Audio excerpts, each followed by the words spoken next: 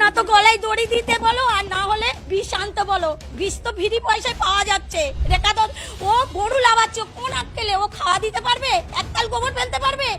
আমার 5 লাখ টাকা লোন নেওয়া, সব মহিলারা এসছে আমার বাড়িতে, এসে বলছে লোন শোধ করো। আমি কি করে করবো? চলো আমার বাড়িতে কি অবস্থা। শুভেন্দু অধিকারী এসে, তুই গদিতে বসে আছিস, তুই কি করছিস? মানুষকে এরকম করে হিন্দু ধর্মতে সবকিছু তো নষ্ট করে দিচ্ছিস।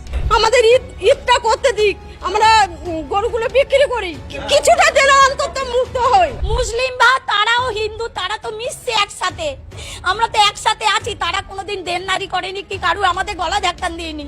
ওদের কুরবানিটা ওদের করতে দাও, আমরা বাঁচি। আমার মতন মহিলা, আমি মহিলা সমিতি থেকে 5 লাখ টাকা নিয়েছি, চলো আমার ব্যাংকে সব আমি জমা দিই, সুদ আসল। কি অবস্থা হয়েছে, আমার স্বামী ভ্যান থাকে, ভ্যান চালায়, আমরা এইভাবে বাঁচি। তাহলে আমাদের বাচ্চা কাচ্চা সব আছে, তাহলে আমরা কি করে খাবো?